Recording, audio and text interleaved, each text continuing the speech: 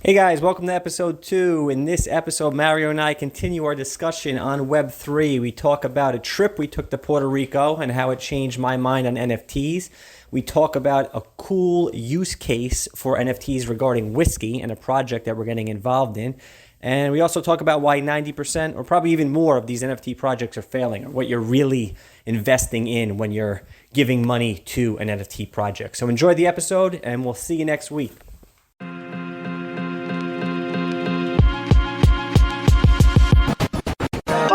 Ding, ding, ding, ding, ding, ding, ding, ding, bong. You're gonna need a bigger boat. I can bite! Yeah, too much money ain't enough money. And like a lot of us are really smart. I'm really smart. Yes, sir. Hello, Paul, and welcome back for podcast number 2. We went to an event by G Money, Metaverso, and at that point, I remember before we went, you were skeptical of the whole NFT space. What happened at Metaverso that kind of a light bulb went off for you at that moment, that maybe you were able to see some things that you didn't know prior to, right? So just tell me about your experience at Metaverso. So Metaverso was a conference for NFTs in Puerto Rico that your brother invited us to. Skeptical is actually pretty kind. I thought NFTs were a joke. After realizing that your brother turned, a couple $100,000 into a couple $1 million, I figured it's worth investigating. And so you and I went. We sat down and we listened to, I don't know, maybe like 4 presentations, right? Some of these presentations had panelists. So there was like 5 or 6 companies represented in one presentation. So I'd say maybe we got exposure to maybe like 15 different companies or heard them talk.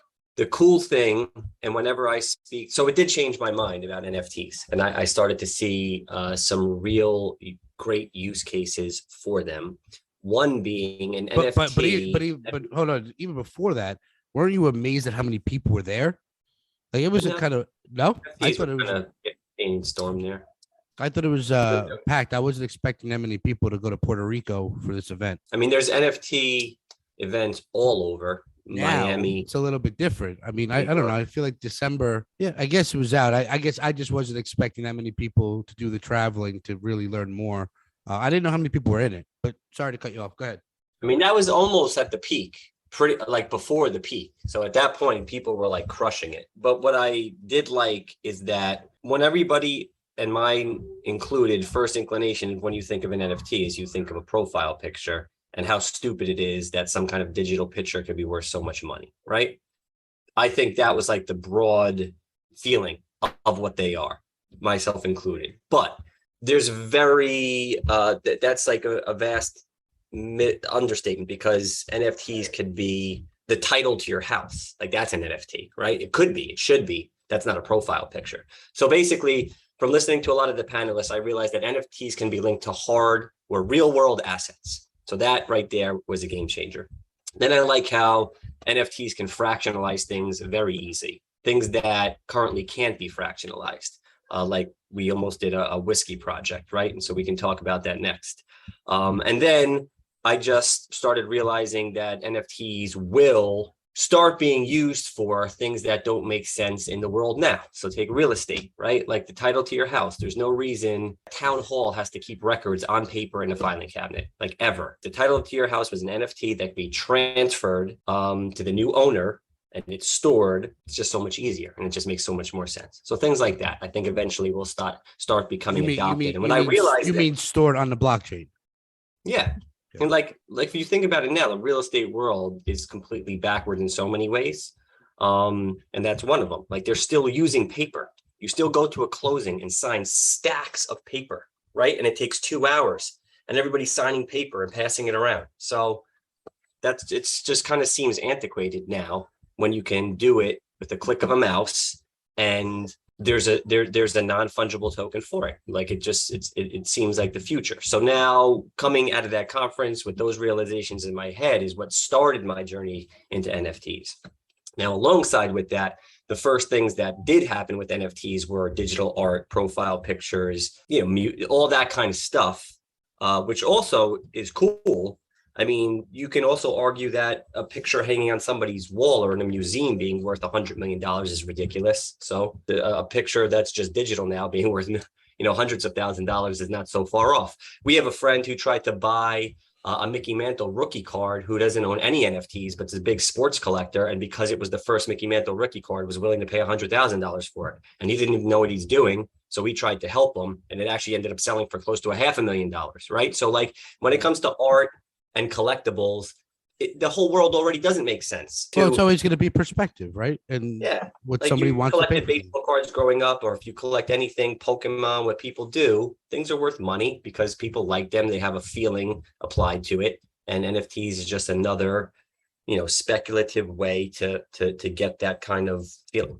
All right. So you started touching on a project that we were actually entertaining, a whiskey project. What did you like about that particular one? Because they had come to us basically asking us if we can help them sell the whiskey on the blockchain. One, because there was some, in that world, there was a lot of fraud, getting a barrel that wasn't really a Macallan and things like that. So there was the usage of selling it on the blockchain for authenticity purposes.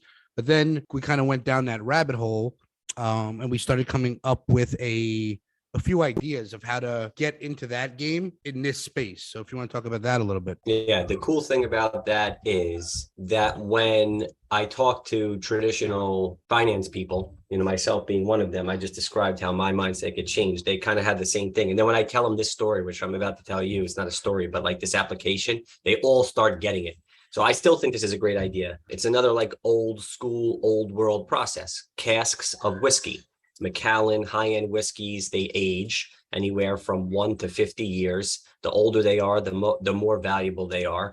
Things like, I'm talking about like millions of dollars valuable when it gets up to like 25 plus years. Yeah, remember when we heard it would get so in one cask, they were able to get 300 bottles out of it, right? But that cask, after 50 years, if it made it 50 years, was valued at almost 30 million because they were selling at about 90,000. If it makes it to 50, and at the point we were talking, I think it was like 23 or 24 years old, right? Yeah. So what they will do is people collect these things just like they collect art. If it appreciates at an 8%, yield every year, it's an investment. And they auction them off at, like Sotheby's and Christie's or wherever they do it in Scotland or London, where these things are popular. And so basically this would be bought by one wealthy person for 750,000 pounds, I think was the barrel that we were talking about. And then that person would store it somewhere. Like they do in the art world too. A lot of these people buy art and they store it in these tax efficient warehouses. They don't even put them in their house, and they just treat it as a sole investment. It's not even about the art or the whiskey. So what we were going to do is we were going to purchase this barrel for say 750,000 pounds. We were then going to issue 300 NFTs, which would represent ownership in the barrel, and they would all represent one bottle once that cask would be opened, right? 750,000 pounds divided by 300. 2,500. Yes. So you would buy this NFT for 2,500, which would give you one bottle or 1/300th of the cask, right? The barrel is worth $750,000 now. Let's say in 5 years, it appreciates to 1.5 million. Your NFT you can resell it probably for 5,000 pounds instead of 2,500. If the thing actually gets to 50 years, and it's $30 million, you just start doing the numbers, right? Not only that, who makes these decisions? So now you would have something formed like a DAO where these 300 people who would have to show the NFT to gain entrance. When people talk about governance, all that means is the voting mechanism for what happens. So let's say in a year, the cask goes up 8%. You say, I think we should crack the cask now and we all should get our bottles. And the other 299 people are like, you're out of your mind, we're holding this. And we would vote. 299 would vote no, you would vote yes, and that would be the end of it. That's it, right? So then you're like, screw it.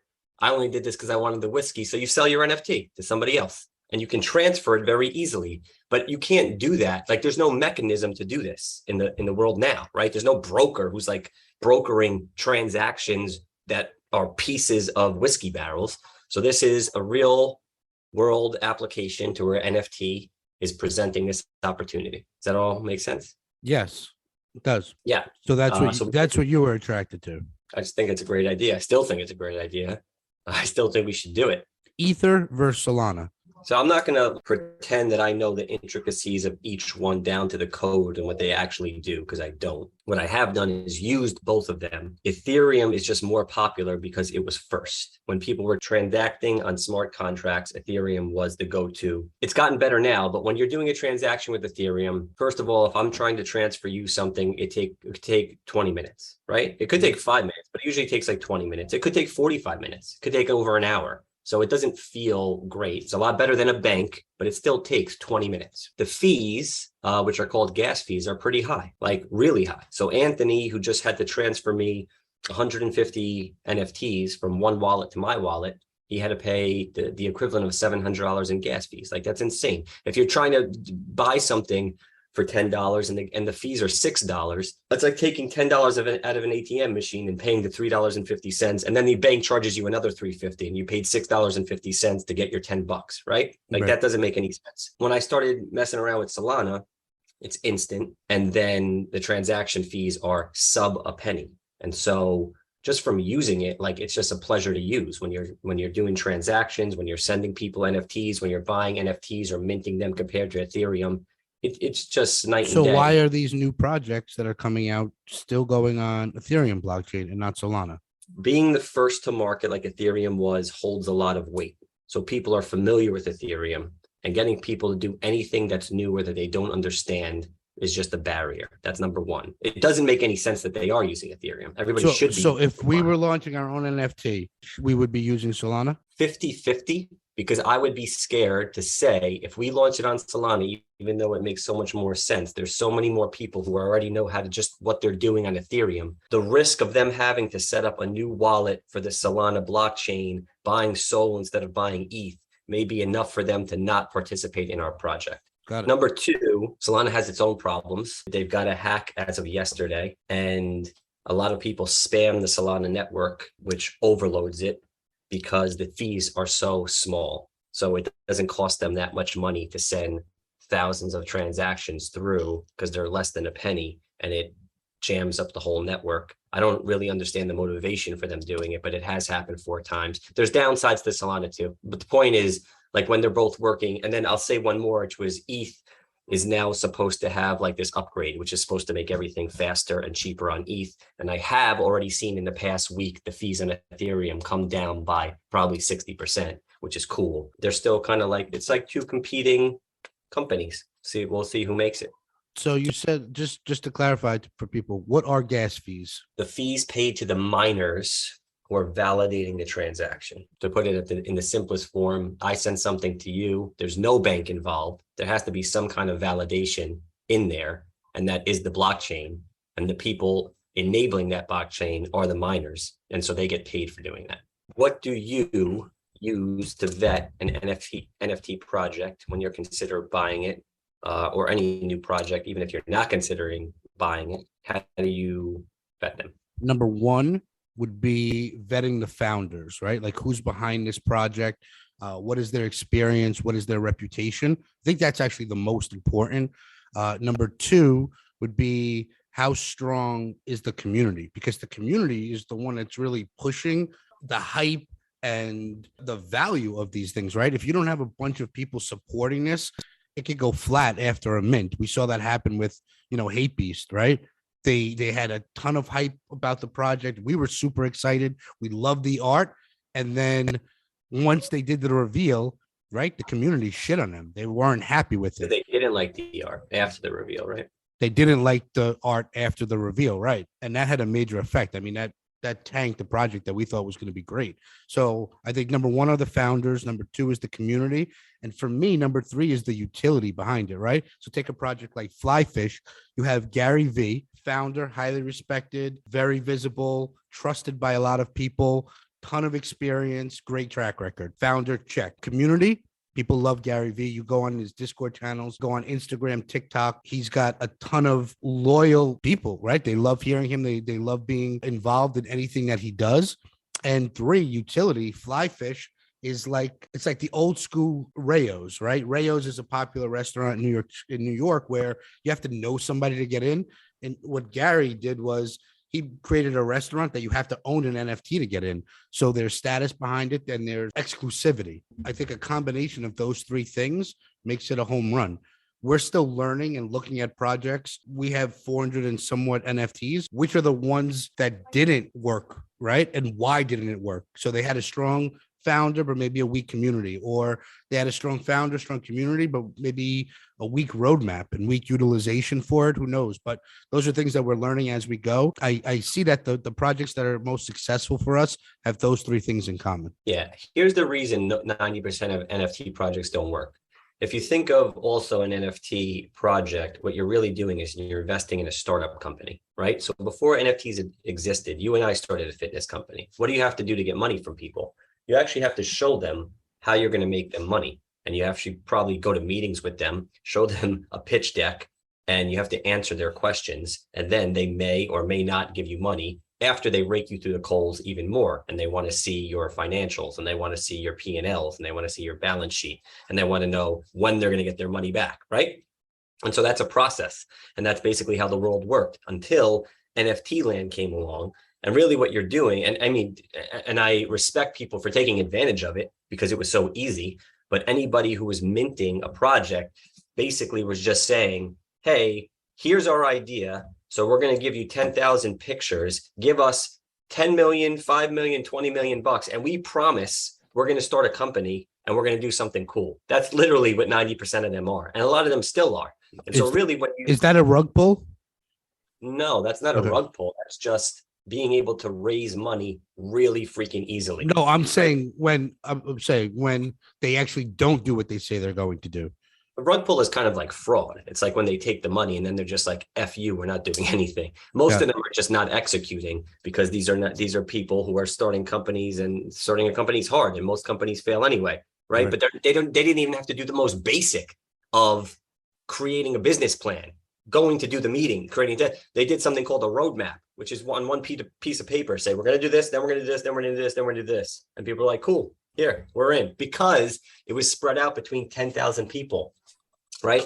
So when you're trying to raise $1 million or $5 million, you're usually trying to do it from one person or two or three or a few people. I mean, we raised for our startup, and this is 15 years ago maybe, but we raised what, $300,000 to start a physical location. And we got that from 10 people who each gave us 30 grand. And to have those 10 people, we probably had to have 20 or 25 conversations, and not just one conversation. And we had to answer all their questions. And it probably took us 6 months. Right. It didn't take us 2 weeks. And then we were just going to say, hey, we're going to start a location and we're going to start it on this day, and we promise you we will. That's what most of the NFT projects were, because the hype gets so out of control. So that's just another way to think about it. The picture represents it, but you're really giving money to a team or a founder who has an idea, who has to then go execute on, which is why I agree with what you said, that the founder is important, the community, yes, too.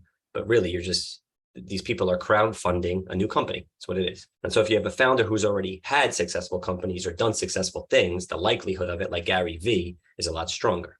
We hope you enjoyed that episode. To find more content, you can find us at Weco Labs on TikTok, Instagram, Twitter, and YouTube.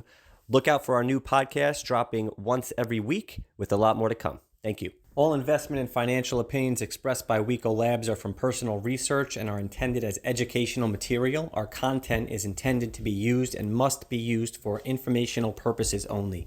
It is very important to do your own analysis before making any investment based on your own personal circumstance. You should take independent financial advice from a professional or independently verify any information that you find on a Weco podcast, website, or social media, whether for the purpose of making investment decisions or otherwise.